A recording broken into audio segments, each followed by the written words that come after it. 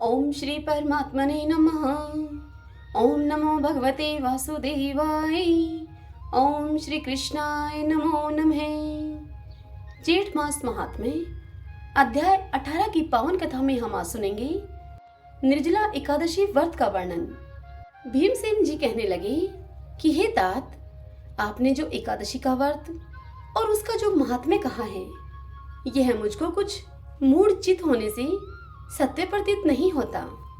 अतः आप वात्सल्य भाव को त्याग कर ठीक ठीक बात बतलाइए। यदि आप सत्य वचन कहेंगे तो मैं धृतराष्ट्र के प्रति जो विदुर जी ने वचन कहे थे, उन्हीं वचनों के समान नष्ट हो जाऊंगा। हे तात, मंत्री, पुरोहित और वैद्य, इनको सत्य और यथार्थ वचन ही बोलने चाहिए, अन्यथा केवल मीठे वचन बोलने से उनके धन, धर्म और शरीर तीनों ही नष्ट हो जाते हैं। यह सुनकर व्यास जी कहने लगे कि हे पवन पुत्र भीमसेन, हमने जो पहले संक्षेप में तुमसे कहा है वह सर्वथा सत्य है, इसको असत्य नहीं मानना तुम। मैं इस विषय में तुमको एक प्राचीन इतिहास सुनाता हूँ। तुम उन स्कंद जी के वचनों को सुनकर संशय से रहित हो जाओगे। पूर्व काल की बात है। पूर्व काल में कालाजन पर्वत पर पुलिंद नाम वाला एक विख्यात, समस्त धर्मों का पालन करने वाला और उनका ज्ञाता हुआ है। उसने निष्कंटक राज्य करके वहां पर द्वारकापुरी के सामने महान पुर बसाया और स्वयं अनेकों रथ, सेना, इरावत के समान हाथी और उच्चई शर्वा के समान घोड़ों से आवर्तित होकर और सचिवों से अनुमोदित होकर वह विजय यात्रा के लिए निकला। उसकी समस्त सेना 100 योजन के प्रमाण में उस पुर से बाहर निकली और राजा के साथ चलने वाली जो पैदल सेना थी, वह सारी पृथ्वी पर छा रही थी। 7 व्यूह अर्थात सेना की रचना से युक्त वह सेना 7 महासमुद्रों के समान प्रतीत होती थी। राजा ने बड़े बड़े मंडलिक वीर राजाओं और सेवकों को जीतकर उनसे बहुत सा धन और कर लेकर अपने पुर को वापस लौटा। इस प्रकार से उसने पृथ्वी के अनेक चक्रवर्ती राजाओं को जीता।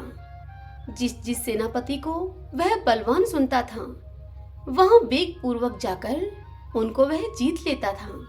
इस तरह से घूमते घूमते राजा के गुप्तचरों ने आकर राजा को यह संदेश दिया कि महाराज, यहाँ पर सबों का मालिक एक परम धर्मात्मा राजा है, जो कि श्रुति, स्मृति और पुराणों का ज्ञाता, देवता तथा अतिथि का पूजन करने वाला, सत्य प्रतिज्ञ और बड़ा ही शूरवीर है।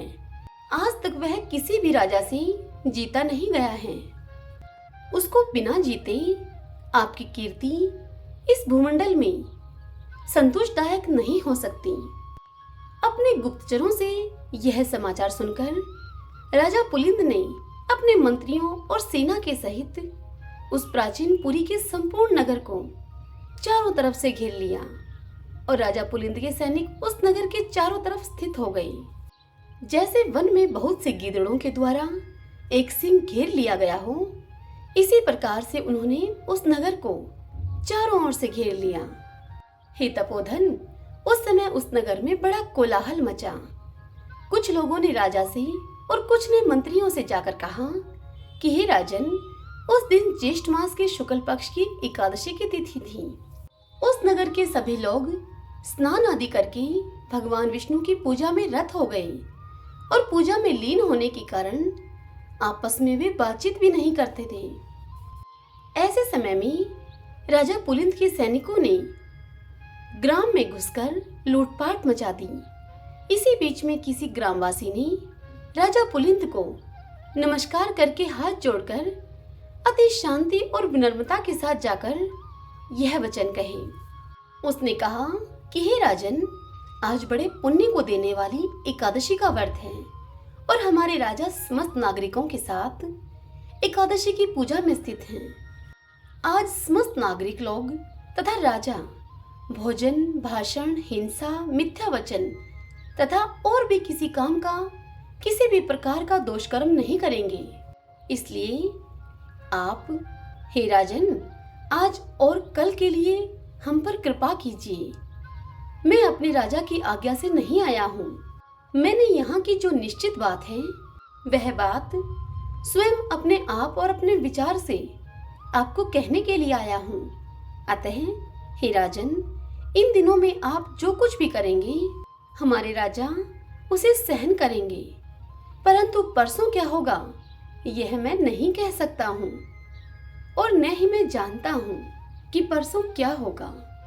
इति श्री ज्येष्ठ मास महात्म्ये निर्जला एकादशी व्रत वर्णनम 18 अध्याय संपूर्ण। भगतजनों, इससे आगे की कथा हम कल अगले अध्याय में सुनेंगे। ओम नमो भगवते वासुदेवाय। जय सिया राम। आइए अब आज की श्री राम कथा को सुनते हैं। आज हम सुन रहे हैं रामेश्वर नामक महालिंग की महिमा। श्री सूत जी कहते हैं कि जो मनुष्य भगवान श्री रामचंद्र जी के द्वारा स्थापित रामेश्वर शिवलिंग का एक बार भी दर्शन कर लेता है, वह मनुष्य भगवान शंकर के सायुज्य स्वरूप मोक्ष को प्राप्त होता है। सतयुग में 10 वर्षों में जो पुण्य किया जाता है उसी को त्रेता के मनुष्य 1 वर्ष में सिद्ध करते हैं। वहीं द्वापर में 1 मास और कलयुग में 1 दिन में साध्य होता है। परंतु जो लोग भगवान रामेश्वर का दर्शन करते हैं उनको वही पुण्य कोटि गुना होकर एक एक पल में प्राप्त होता है, इसमें संदेह नहीं है।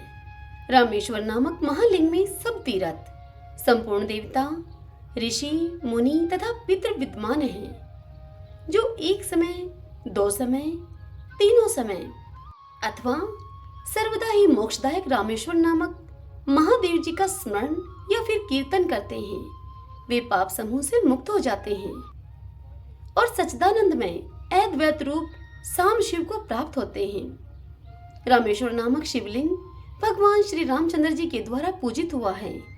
उसके स्मरण करने मात्र से यमराज की पीड़ा नहीं प्राप्त होती। जो मनुष्य रामेश्वर नामक महालिंग को नमस्कार और उसका पूजन करते हैं उनका जन्म सफल है, वे मनुष्य कृतार्थ हो जाते हैं। जो मनुष्य रामेश्वर नामक महालिंग के प्रति भक्ति भाव रखते हैं उन लोगों के प्रणाम, स्मरण और पूजन में तत्पर रहने वाले मानव, ऐसे मानव कभी भी दुख को नहीं देखते। करोड़ों जन्मों में किए गए जो पाप, कोई भी पाप हो, वे भगवान रामेश्वर का दर्शन कर लेने पर तत्काल ही नष्ट हो जाते हैं। रामेश्वर महालिंग का कीर्तन और पूजन करने वाला मनुष्य अवश्य ही भगवान रुद्र का सारूप्य प्राप्त कर लेता है। जैसे कि प्रज्वलित अग्नि क्षण भर में ही काष्ठ के ढेर को भस्म कर डालती है, ठीक वैसे ही भगवान रामेश्वर का दर्शन करने वाले लोगों के सब पाप तत्काल भस्म हो जाते हैं। रामेश्वर महालिंग की भक्ति 8 प्रकार की बताई गई है। पहली है रामेश्वर के भक्तों के प्रति स्नेह एवं दया भाव को रखना। दूसरी, उन भक्तों का पूजन करके उन्हें संतुष्ट करना। तीसरी, स्वयं भगवान रामेश्वर की भक्ति पूर्वक पूजा करना। चौथी, उन्हीं के लिए देह की सारी चेष्टाओं का होना। पांचवी, श्री रामेश्वर की महात्म्य कथा का श्रवण करने में आदर पूर्वक भाव रखना। छठी, उनके प्रति प्रेमाधिक के कारण वाणी का गदगद होना, नेत्रों में आंसू आना, शरीर में रोमांच का उदय होना, इस प्रकार के भावों का स्फुरण होना। सातवीं, श्री रामेश्वर महालिंग का निरंतर स्मरण करना। आठवीं, उसी की शरण लेकर जीवन धारण करना। जिस किसी मलेच्छ में भी ऐसी 8 प्रकार की भक्ति हो वह भी मुक्ति क्षेत्रों के मोक्ष रूपी धन का अधिकारी बताया गया है। अनन्य भक्ति और ब्रह्म ज्ञान के द्वारा मुक्ति निश्चित है। उदरवृता सन्यासियों को वेदांत शास्त्र के श्रवण से जो मुक्ति प्राप्त होती है वही सब वर्णों और सब आश्रम के लोगों को दर्शन शास्त्र के श्रवण जनित ज्ञान के बिना ही केवल रामेश्वर महालिंग के दर्शन से ही प्राप्त हो जाती है। योग युक्त उदरवृता मुनियों की जो गति है वही भगवान रामेश्वर का दर्शन करने वाले समस्त प्राणियों की होती है। जो मनुष्य रामेश्वर शिव के क्षेत्र की प्रसन्नता पूर्वक यात्रा करते हैं, उन्हें पग पग पर अश्वमेध यज्ञ का पुण्य प्राप्त होता है। अम्बा पार्वती के सहित परम दयालु रामेश्वर महालिंग रूप भगवान शिव में भक्ति होनी अत्यंत दुर्लभ है। उनकी पूजा का शुभ अवसर भी दुर्लभ है तथा उनका सत्वन और स्मरण भी अत्यंत दुर्लभ है। जिसकी बुद्धि निरंतर रामेश्वर महालिंग का चिंतन करती है, वही इस पृथ्वी पर धन्य अति धन्य पुरुष है। श्री रामेश्वर महालिंग का दर्शन करने वाले पुरुष के दर्शन मात्र से दूसरे प्राणियों का पाप तत्काल नष्ट हो जाता है। जो मनुष्य प्रातः काल में उठकर 3 बार रामेश्वर शब्द का उच्चारण करता है, उसका पहले दिन का पाप तत्काल नष्ट हो जाता है। यदि प्राण त्याग के समय मनुष्य भगवान रामेश्वर का स्मरण करे तो फिर तो उसका जन्म नहीं होता। हे रामनाथ, हे महादेव, हे करुणानिधि, सदा मेरी रक्षा कीजिए आप। इस प्रकार जो भी मनुष्य उच्चारण करता है वह कलयुग से पीड़ित नहीं होता। हे रामनाथ, हे जगन्नाथ, हे धुर्जटेय, हे नील लोहित, जो भी मनुष्य इस प्रकार से सदा बोलता रहता है उसे माया नहीं सताती। हे नीलकंठ, हे महादेव, हे रामेश्वर, हे सदाशिव, सदा ऐसा बोलने वाला प्राणी कभी भी काम से कष्ट नहीं पाता।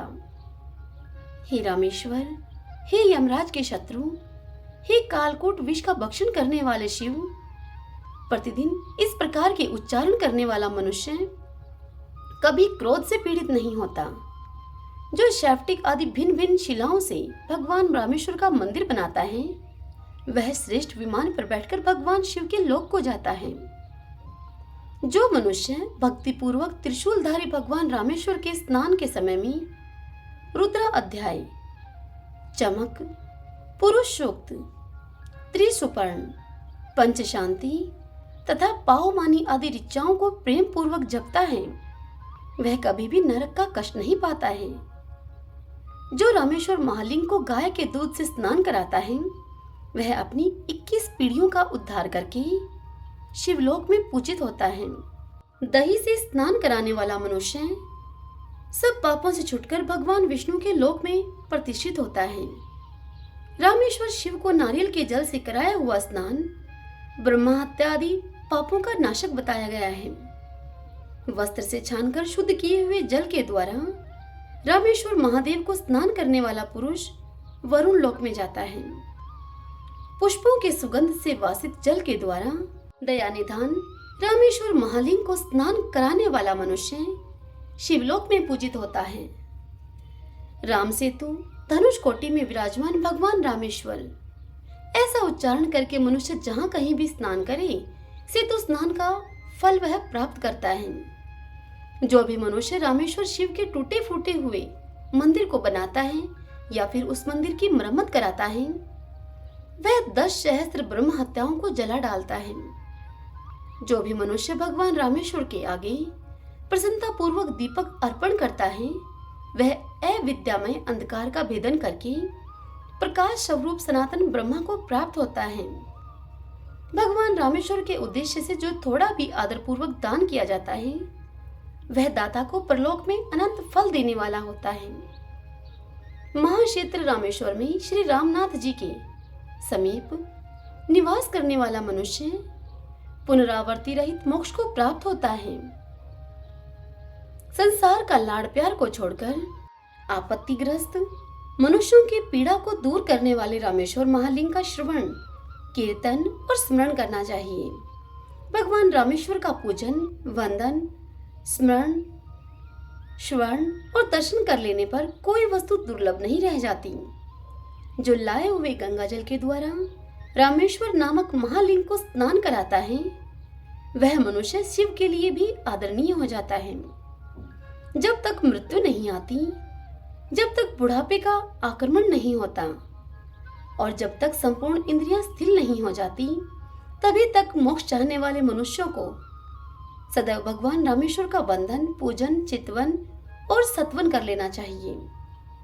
परम दयालु भगवान रामेश्वर का जो भक्ति पूर्वक मनुष्य सदा भजन करते हैं, वे मनुष्य इस भूतल पर सदा सुखी होते हैं और अंत में सनातन मोक्ष को प्राप्त होते हैं। इस प्रकार रामेश्वर महालिंग की महिमा का वर्णन किया गया है।